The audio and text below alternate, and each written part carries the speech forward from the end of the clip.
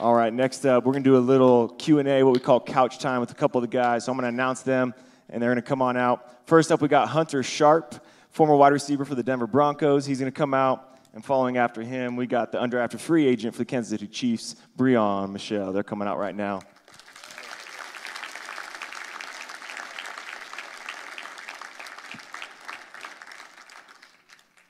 So I had the really cool opportunity a couple nights ago to sit with these guys, and while they ate food, and I watched them eat food and bugged them with a bunch of questions, and they both ate really good burgers in front of me.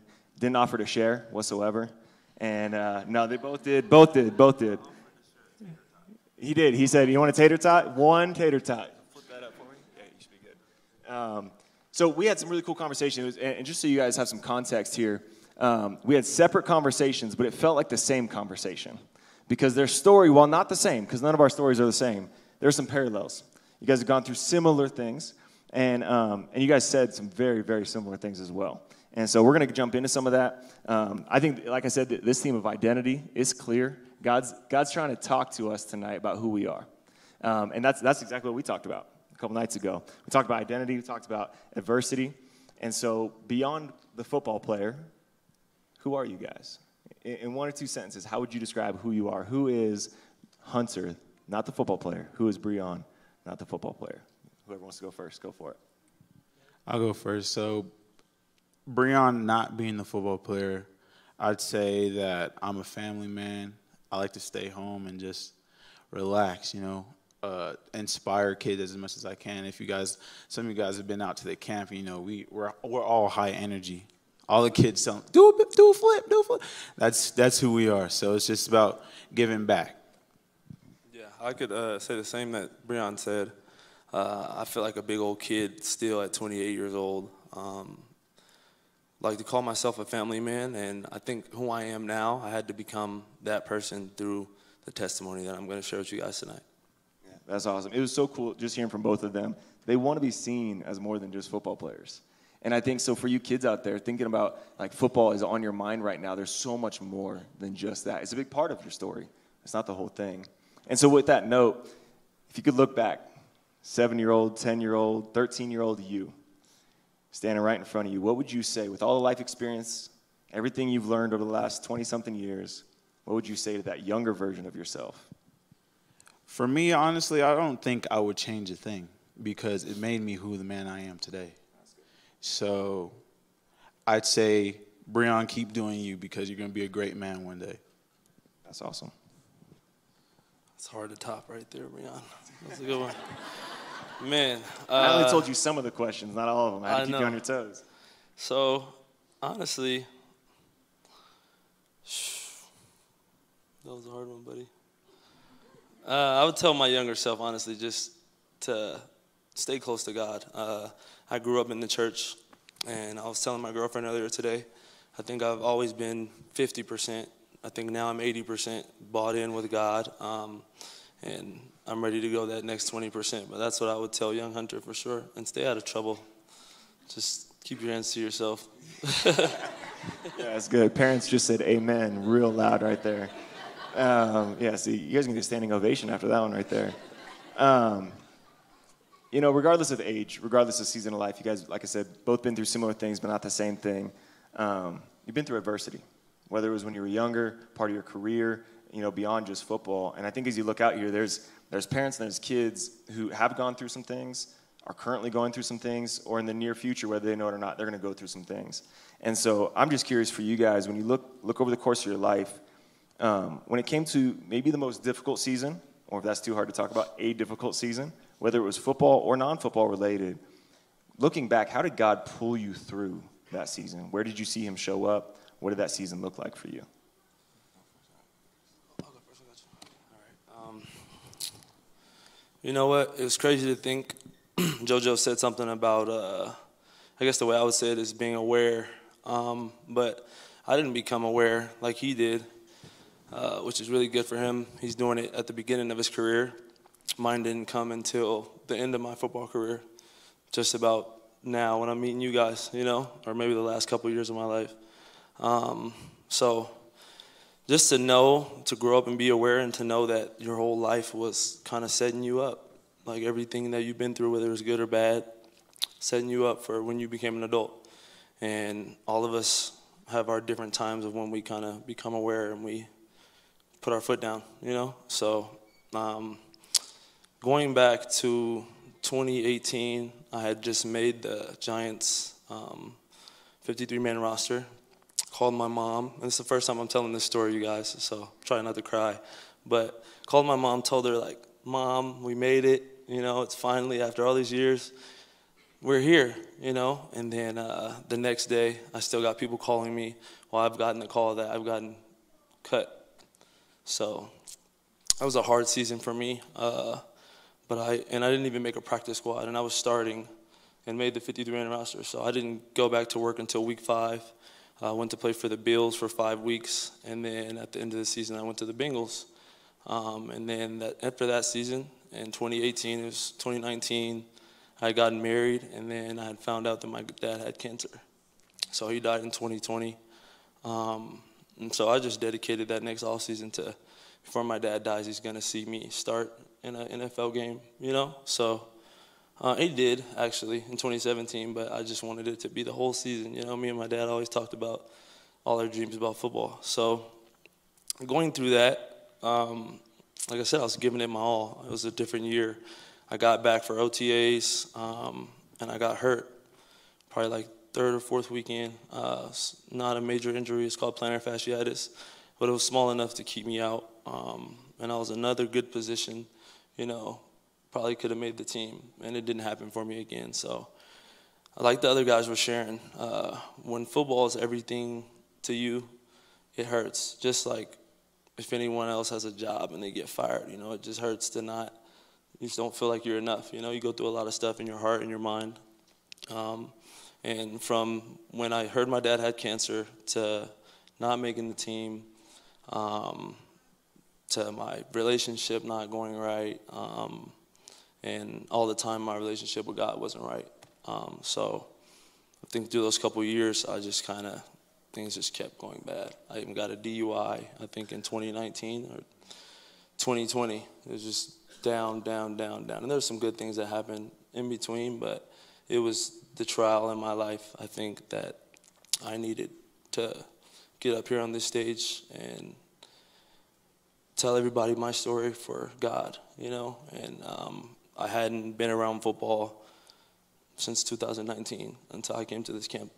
And it was honestly just the biggest eye-opener. And I don't know, it just made me really emotional. Some of the kids coming up to me and hugging me, you know, and you just forget how much of an inspiration, even if you're just a college football player, how much of an inspiration you are to that kid, you know. Makes you think about when you were that kid. So just between that and other things that God has done for me and my girlfriend in the last 4 or 5 months, I'm not going to name them, but, you know, we all have our things that God puts us through or he shows us that make our faith stronger. So I guess what I'm trying to say with all that is my faith is so much stronger through what I went through. And I'm ready to go the other 20%, seriously, and give it all to God. Yeah, that's awesome. Thank you for sharing that. Seriously, it's huge.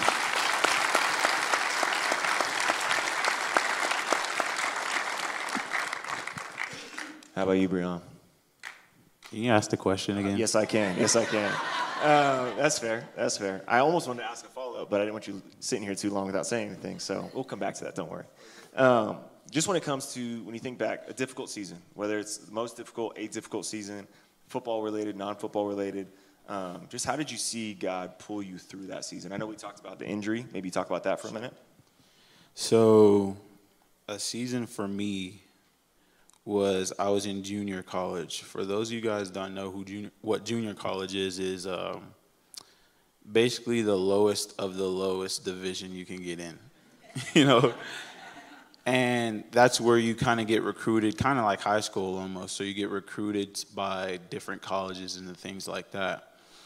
And I'll take it all the way back to spring. So spring season, I'm having a really good time. Like I'm getting looked at by all these D1 schools, and then fall comes around, and I get a starting spot because, you know, everybody in junior college, next man's up, and I was the next man. So I get the starting spot, and first game of the season, I would say I'm in the third quarter, and I tear my ACL, my MCL, and my meniscus. Hold on, before you guys gasp, just know that this, as tragic as it sounds, it was probably the best thing that ever happened to me. I called my parents right away. I was crying. Like, I'm thinking, football, this is it for me. Like, I don't have nothing left. Like, my mom's just like, you'll be all right. You'll be all right. You'll be all right.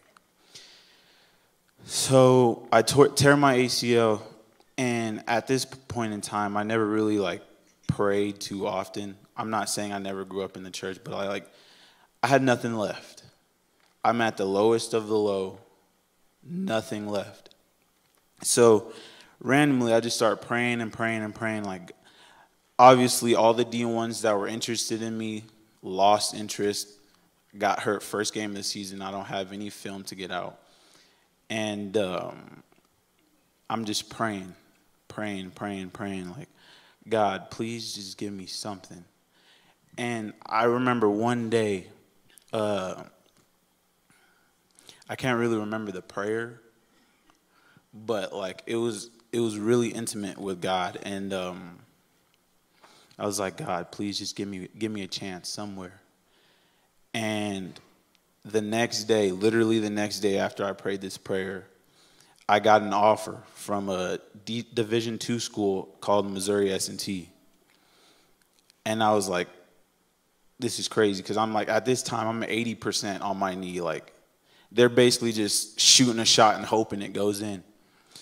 And by the grace of God, they took the chance on me, gave me the money, so I didn't really have to pay for much in college. And I'm like, all right, we made it out of JUCO, the lowest of the low. Thank the Lord, right? And first season goes by. I had an okay season. There was a senior above me, so everybody knows how that goes, seniority, regardless. So I had an all right season, and it was the following season, my senior year. And this is where God really shows up for you. Starting from game one, boom, 3 touchdowns. Everybody's like, who is this kid? I just came out of nowhere, And then I'm just rolling. God's making me break records, doing all different kinds of things. I'm talking about I had multiple games over 3 touchdowns, like doing the impossible, And out of all that situation, all through my senior year, I ended up becoming an All-American. My goal was just because the season before that, I was just an honorable mention, which means like, you did good job, like nothing crazy. And then my goal for my last season, my senior year, was to just be first team all conference. And by the grace of God, I'm telling you, starting from where I was to where I am now, I went from being an honorable mention to not only a first team all conference, I also had the privilege of being an All-American. And in Division II, it's much harder to enter the NFL with some respect. So like me being able to be an All-American really pushed me up to the limit. So like really I've always had the dream of being in the NFL since I was like 4 years old. A lot of people laughed at me, oh, you're too small, you're too little, skinny, this and that. And I honestly didn't believe in myself until 2018 when I tore my knee. It was one day I was in my room by myself praying. I'm like, and God showed me, he's like, you're going to do it one day. And from there on, that's been my mindset. So like, yeah, it's just been a blessing. And like, my story is like, if you're with God, anything is possible. Literally anything is possible. Because I went from a torn ACL, no offers at the lowest level, to where I am now. And that's what I have to say about that. Thank you both for answering that question. So honestly, And, just adversity, just, again, like the parallels in their story. And we talked a couple nights ago about kind of where you're at right now, both of you in your career, with some unknowns kind of, in front of you. And I asked if I could ask a tough question. And you both said yes. So I'm going to go ahead and throw it out. What happens if what's next isn't what you hope it is? How does that affect your faith? How does that affect how you view yourself? I'll answer this first. Because I'm a free agent right now, and say I don't get that training camp call, that's not the end for me. Because like I described to you guys earlier, I was at the bottom of the bottom, and all I had was God. Before it was football, all I had was God. So for me, it was just like, if I don't get this call within this month, I'm going to be all right, because I know all I had was God before, and I'm still all I have is God. So regardless of me not getting a call, I know what I have God, and he always has a better plan for me than myself. So that's what my answer to that question is. That's huge. That's huge. Yeah, how about you? Okay. I think when I was Breon's age, I couldn't have answered that question the way he answered it. So I'm thankful for that, and that God has you on the right path, man. Seriously. I couldn't say that, what you said, until now, but I've had the same hard path going to junior college, like I just told you. Like JoJo, going through 7 rounds and a few days of draft, and you don't get your name called. It's the worst feeling ever, But now in life, I was talking to you at dinner the other night, and I said it. Through the trial that I went through, I know that I didn't know this when I first stopped playing football. I know that no matter what happens, I just want God to use me for his will. And I hope and pray that it has something to do with football. And if it doesn't, it doesn't. But I know that whatever he has, it's the best for me. And I guess when something negative happens, you can't always see the good until the good happens. So I think that's what faith is. If you truly have faith, when something negative happens, you'll be able to stay right here. And when something positive happens, you'll be able to stay right here. And you can get high not get high, but enjoy your high time. The highs of life. The highs of life and the lows of life. I got you. And then I got you. The lows, not let them get you too low. So just having that balance, I think that comes from God. Yeah, I think it's just so cool hearing both of you, again, just reaffirming, even for these kids and parents out there, like, football is a piece of it, but maybe only for a season. I mean, each of these guys have touched on it, and just to see you guys confident in who you are outside of football, I think is so huge. We don't get to see that on TV.